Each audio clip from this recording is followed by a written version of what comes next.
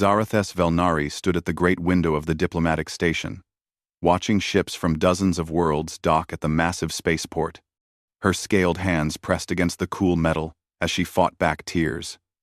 Time was running out for her people. The Velnari homeworld was dying. Their sun grew dimmer each day, poisoned by Korthak weapons that slowly drained its energy. Scientists said they had less than 2 years before the star would collapse completely. 2 years to find a new home or watch everyone she loved freeze in the endless dark of space.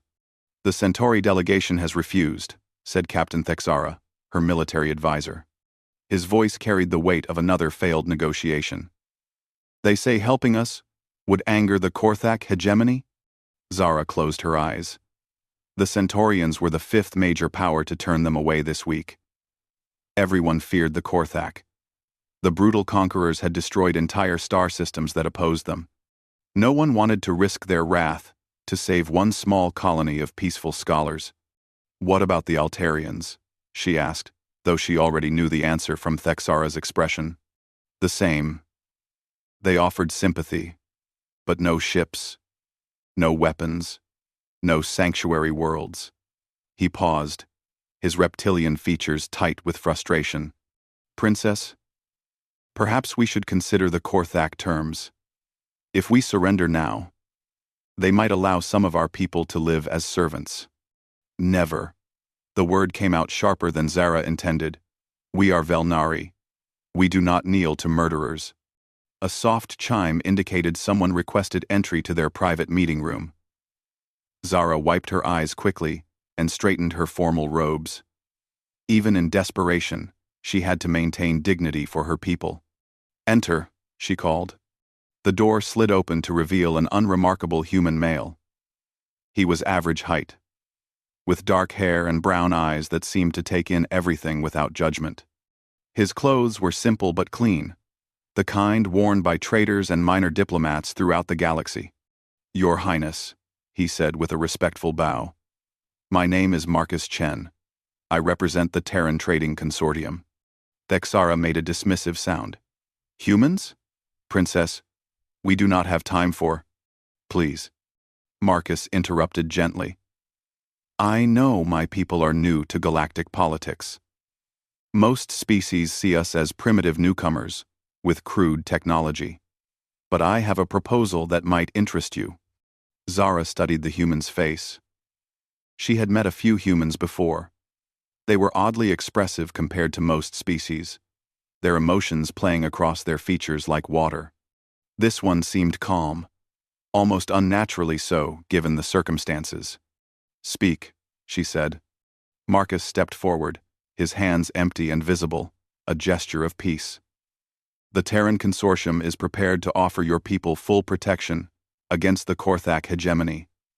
We can provide sanctuary worlds, defensive fleets, and technological support to rebuild your civilization." The room fell silent. Even the station's background hum seemed to quiet. "In exchange for what?" Zara asked carefully. "Nothing in galactic politics came free. A formal alliance between our peoples, sealed by marriage, as is traditional among the Velnari for such agreements." Marcus met her eyes directly. "You would marry me, Princess. Our union would bind humanity to defend the Velnari as family." Thexara laughed harshly. "Humans?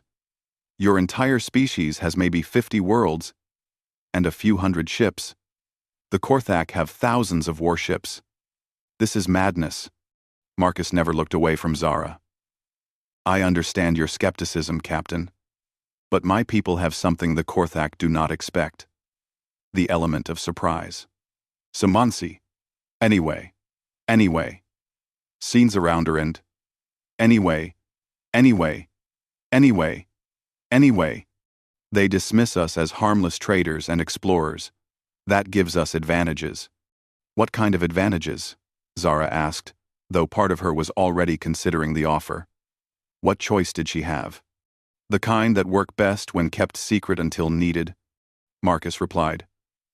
"I cannot give you details now, but I swear on my honor that humanity will protect the Velnari, no matter the cost." Zara walked to her chair and sat down, needing time to think. Marriage to an alien for political reasons was not uncommon among her people. Her aunt, the High Matriarch, had married a Centaurian prince decades ago to secure trade routes. But this was different. This was trusting her people's survival to a species most of the galaxy considered barely civilized. Why? She asked finally. Why would humans risk war with the Korthak for us? Marcus was quiet for a moment. When he spoke, his voice carried surprising warmth. Because it is right. The Velnari are scholars, artists, healers. You have never conquered other worlds or enslaved other species. You deserve to survive. He paused. And because my people understand what it means to face extinction, we will not let it happen to others when we have the power to prevent it. Something in his tone made Zara believe him. Perhaps it was desperation. Or perhaps it was the steady way he looked at her. Not as a prize to be won, but as a person whose choice he would respect. If I agree, she said slowly, would you be kind to me? The question seemed to surprise him. Yes, he said simply. I would try to be a good husband, princess. This marriage may be political, but I would not dishonor either of our peoples by treating you poorly. Zara looked at Thexara, who shook his head grimly. They both knew no one else would help. The choice was submission to the Korthak or marriage to this human stranger. Very well, she said, her voice steady despite her fear. The wedding ceremony 3 days later was small, but witnessed by representatives from 24 species. Most came out of curiosity rather than respect. They wanted to see the desperate Velnari princess marry a primitive human. As Zara spoke the ancient vows that bound their peoples together, she wondered if she had just saved her civilization or doomed it to an even worse fate.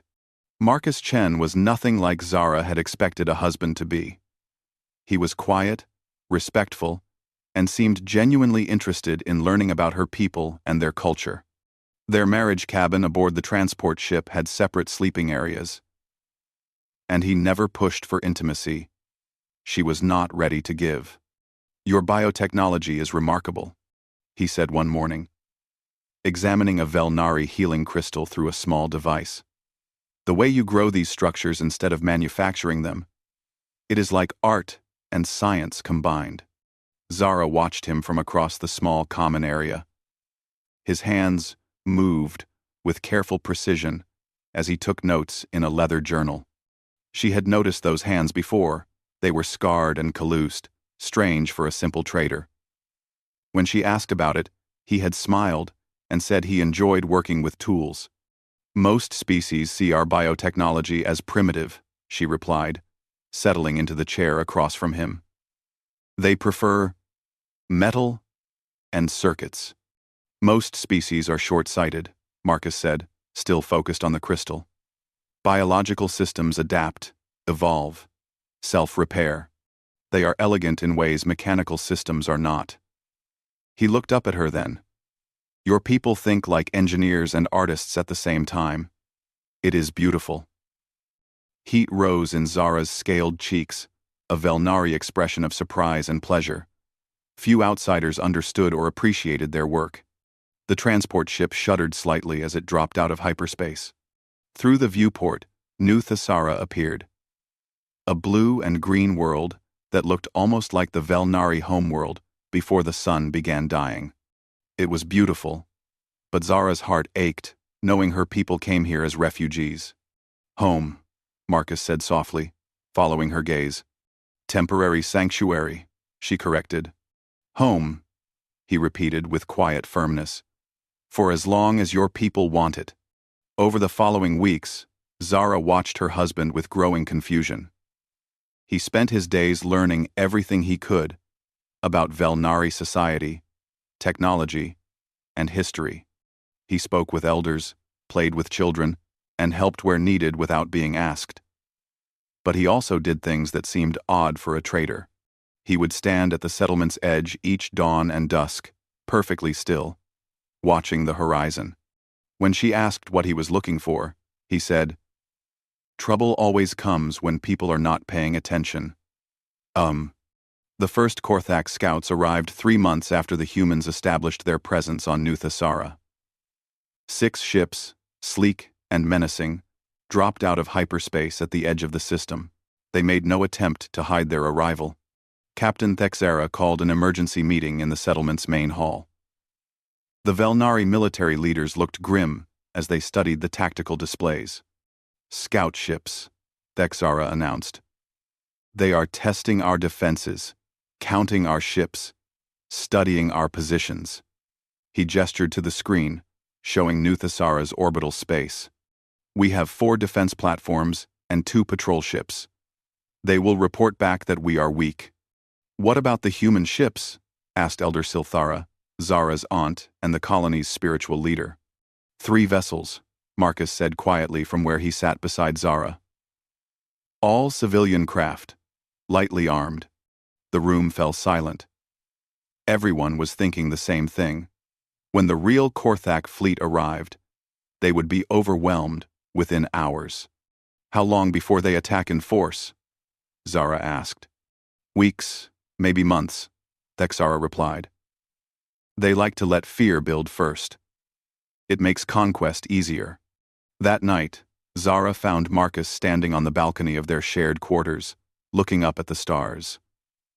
The Korthak ships were visible as moving points of light against the darkness. "Are you afraid?"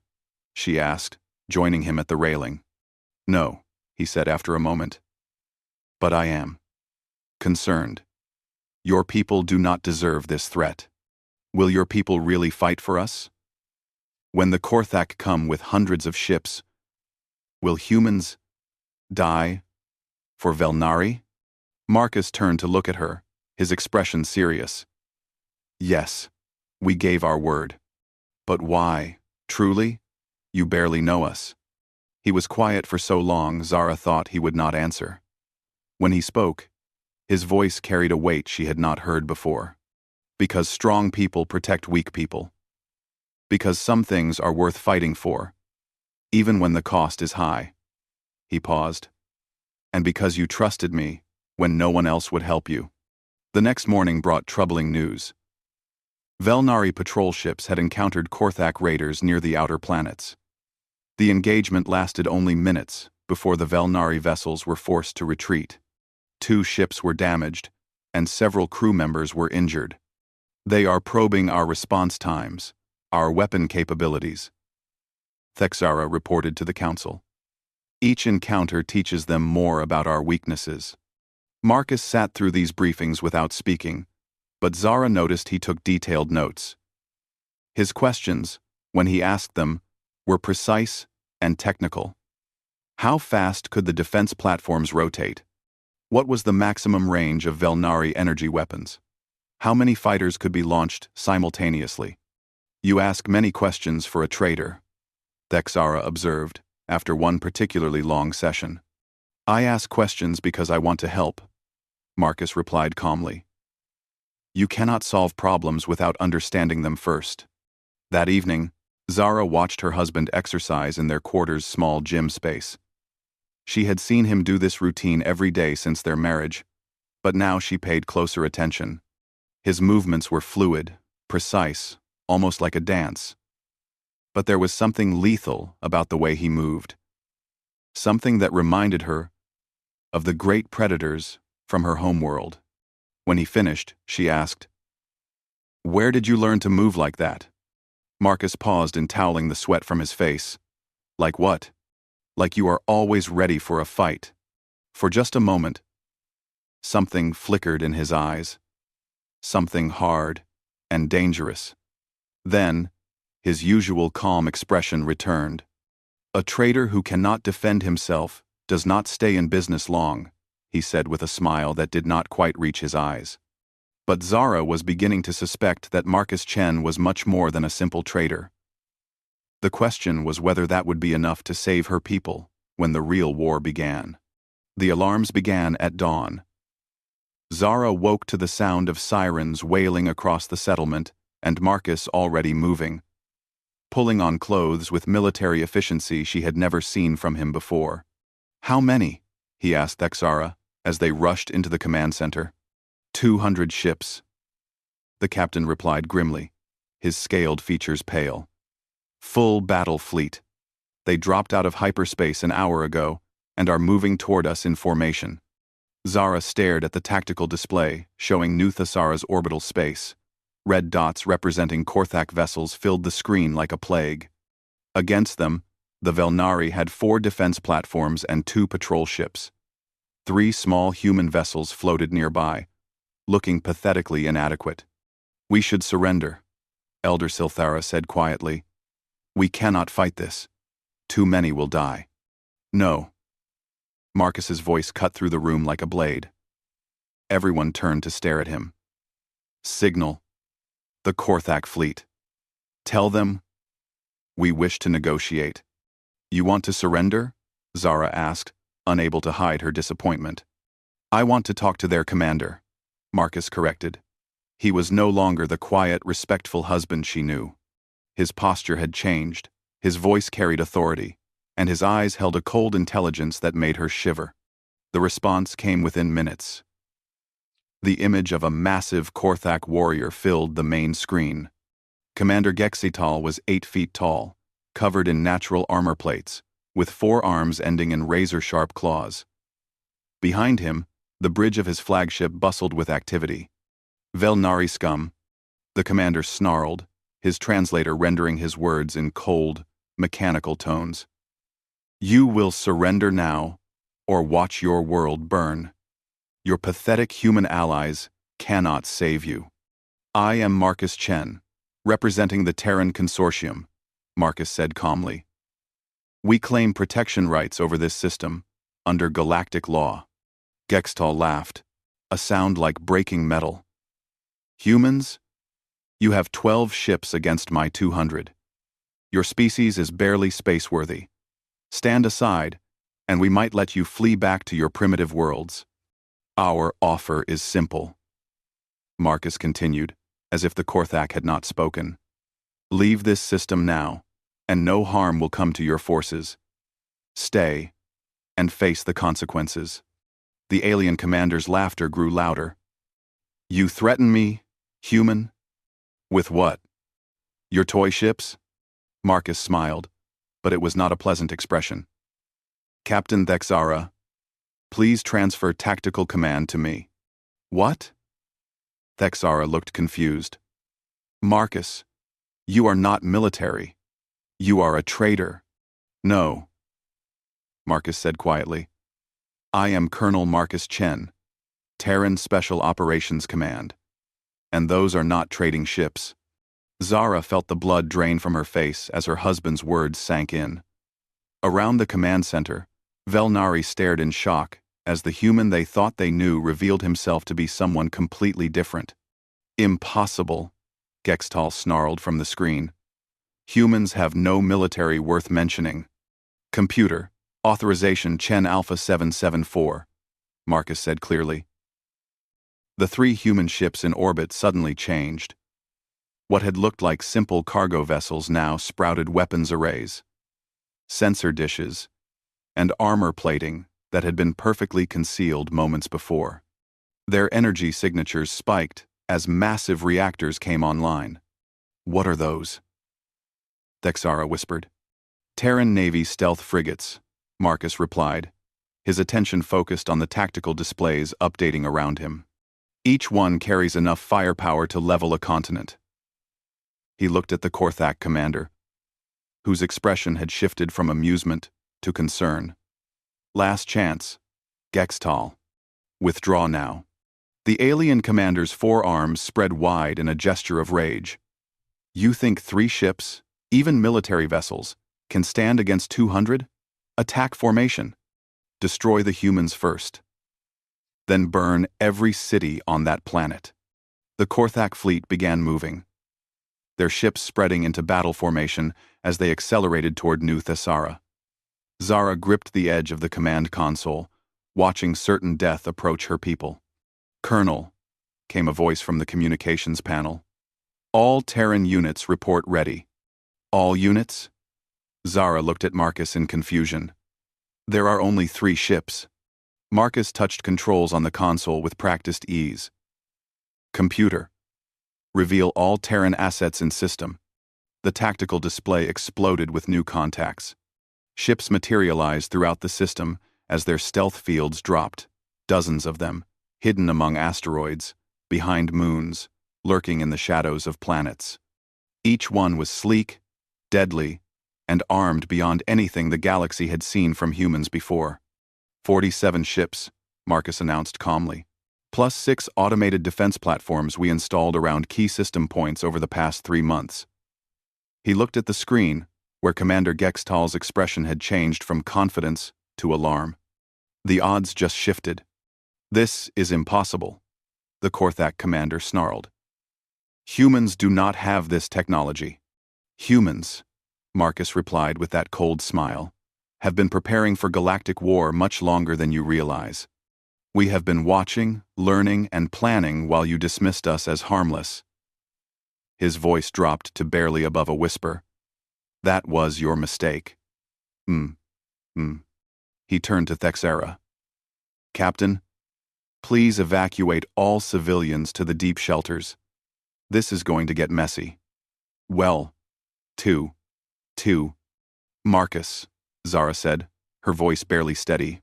What are you? He looked at her, and for a moment, his expression softened. I am your husband, who swore to protect you and your people. Everything else is just details. On the screen, Commander Gextal was shouting orders to his fleet. But Zara could see uncertainty in the aliens' movements now. The Korthak had expected easy conquest. Instead, they faced an enemy they had never encountered before, humans at war. All units. Marcus spoke into his communication device. You are authorized for full combat operations. Show them what humanity does to those who threaten innocence. John bodies. Marcus, we. The battle for New Thesara was about to begin. The first Terran salvo was not aimed at the Korthak ships. Instead, precise energy beams struck communication relays, sensor arrays, and command antennas across the enemy fleet. In seconds, the organized Korthak formation became chaos as ships lost contact with their commanders. Disable their coordination first, Marcus explained to the stunned Velnari officers watching the battle. A blind, deaf enemy is already half defeated. Zara stared at the tactical displays as human ships moved with impossible precision. They did not charge forward like traditional fleets. Instead, they flowed through space like hunting predators, striking weak points and vanishing before return fire could find them. How are they moving so fast? Thexara asked in wonder. Adaptive drive systems, Marcus replied without taking his eyes off the battle. Human ships can change direction instantly without the momentum problems that limit other designs. A slight smile crossed his face. We learned from studying nature. Specifically, how Earth predators hunt in packs. The Korthak were trying to reform their battle lines, but human ships appeared wherever the enemy showed weakness. Energy beams lanced out with surgical precision, crippling engines, destroying weapons, and leaving Korthak vessels drifting helplessly in space. They are not trying to destroy the ships, Zara observed. They are disabling them. Destruction is wasteful, Marcus said. Better to capture than kill when possible, though that courtesy does not extend to ships that threaten civilians. As if summoned by his words, a group of Korthak cruisers broke from the main battle and dove toward New Thesara's surface. Their weapons powered up to bombard the settlements below. Marcus's expression hardened. Target those cruisers. Full destructive force authorized. The human response was swift and terrible. Weapons Zara had never seen before. Beams that seemed to tear holes in reality itself. Reached out and simply erased the attacking Korthak ships. One moment they existed. The next, they were expanding clouds of vapor and debris. What was that? She whispered. Something we hoped never to use, Marcus replied grimly. But they chose to target innocents. On the main screen, Commander Gextal's image flickered as his ship's systems failed around him. This is impossible. Humans are primitives. Where did you get these weapons? We made them, Marcus answered simply. While your people were conquering, humans were preparing.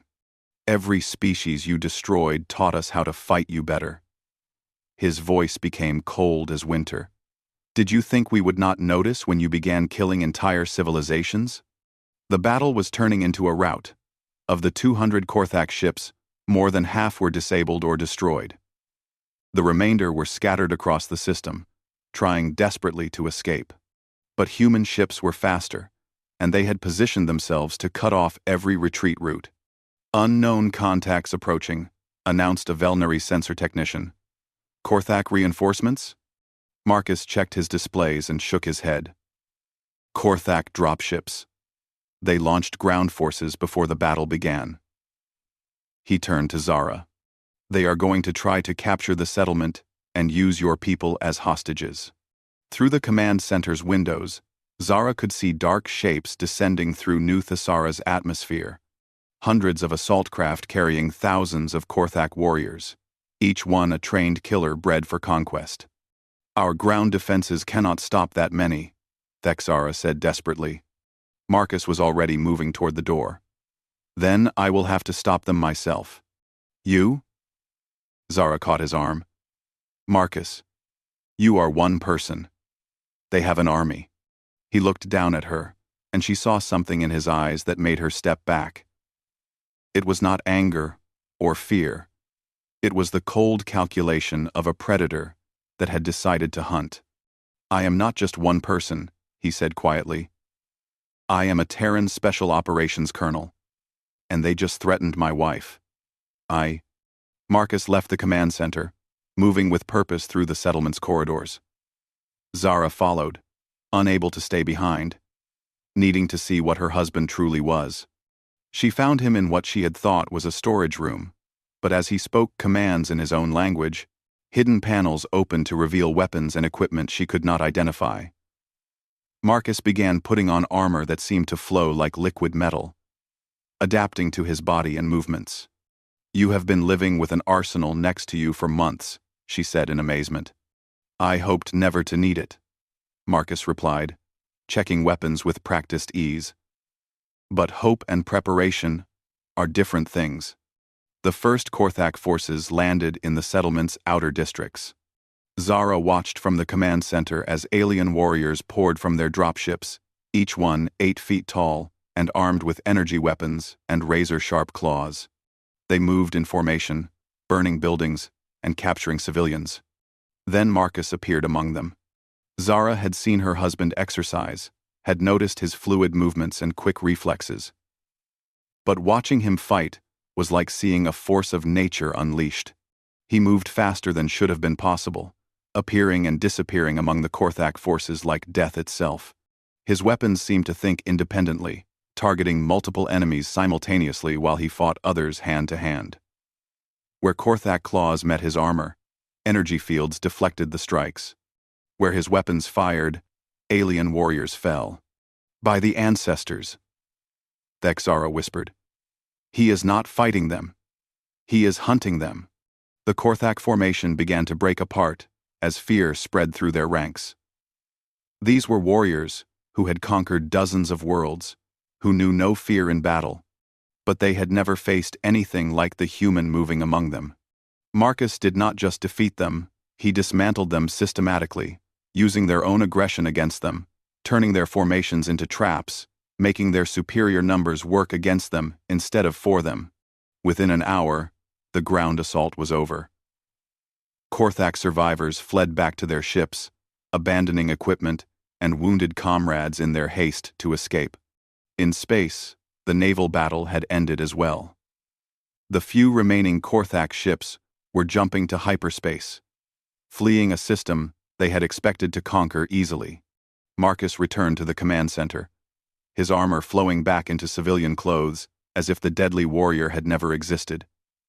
But Zara could not forget what she had seen. Who are you really? She asked when they were alone. I am your husband, he said simply. Everything else was just the job. End quote. But Zara knew that everything had changed. She had married a man to save her people, only to discover she had wed something far more dangerous than any Korthak warrior. The question now was whether humanity's protection was worth the price of alliance with such deadly guardians. The news spread across the galaxy like wildfire.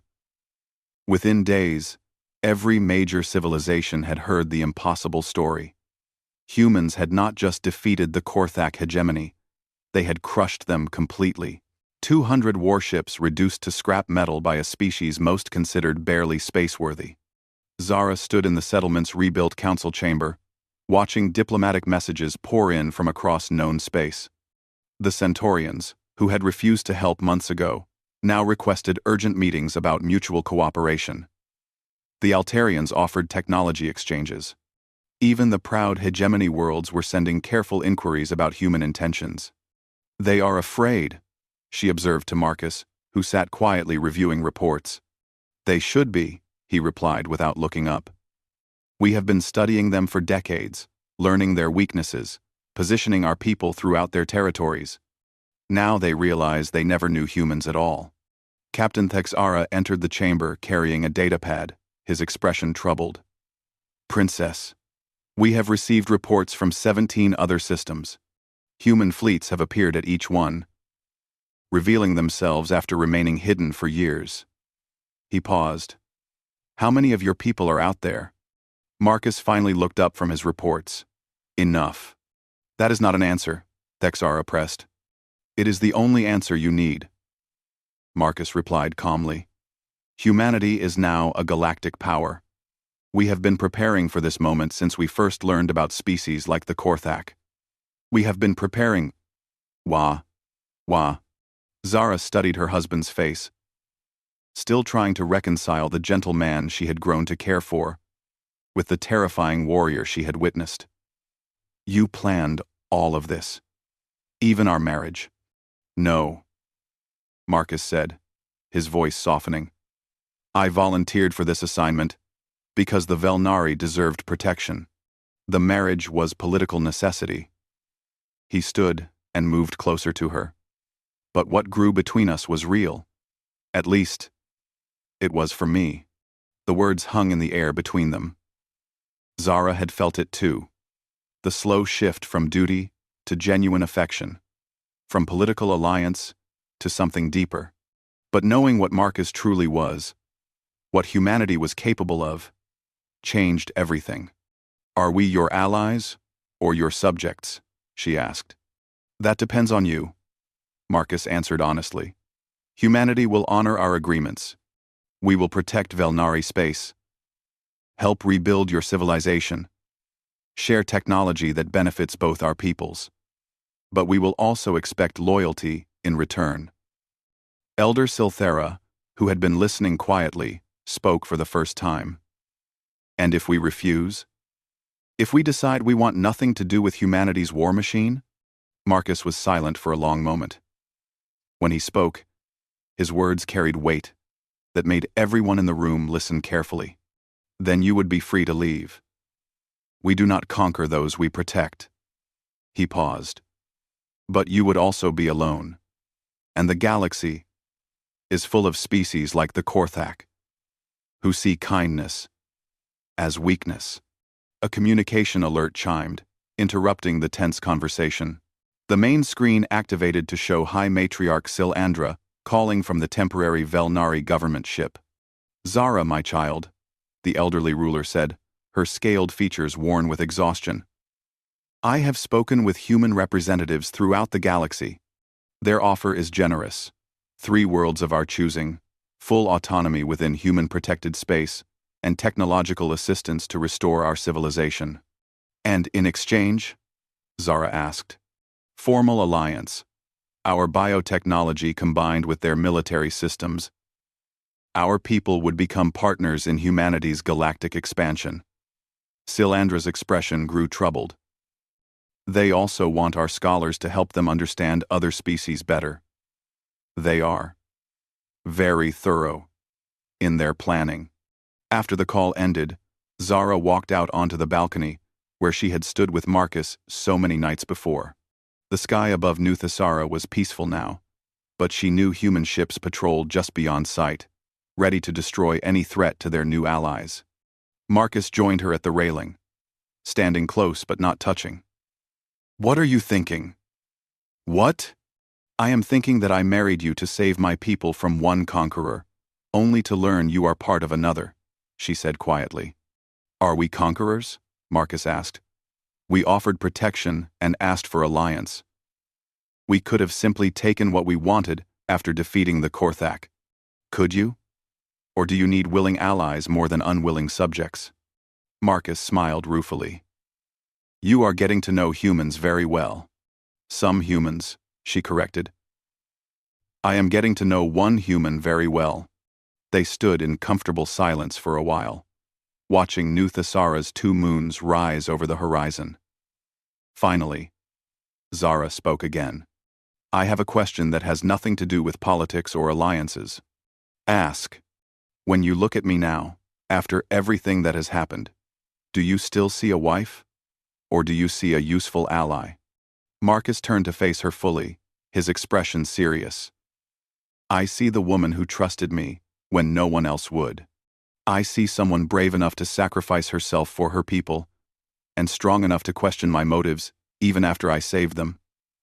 He reached out slowly, giving her time to pull away, and took her hand. "I see my wife, who I hope might someday see me as more than just a protector she was forced to marry." Zara looked down at their joined hands, her scales dark against his pale skin. So different, yet somehow fitting together. "The Marcus Chen I married was quiet and kind," she said. "The Colonel Chen who fought for my people is dangerous and deadly. Which one is real?" "Both," he said simply. "I am a soldier when I need to be, and a man when I can be. You bring out the better parts of me, Zara. You make me want to be the person you thought you were marrying." She squeezed his hand gently. "Then perhaps we can make this work. Not the political marriage our peoples need, but the real one we both deserve." Above them, invisible human ships continued their patrol. And across the galaxy, humanity stepped out of the shadows to claim its place among the stars. The Velnari had found safety in alliance with Earth's children. And in a quiet moment on a colony world far from both their homes, 2 people who had started as strangers began building something that belonged to them alone. A love strong enough to survive the storm of galactic politics and the revelation of humanity's true nature. The marriage that began as desperate necessity had become something neither of them expected. Hope for a future where different species could be not just allies, but family.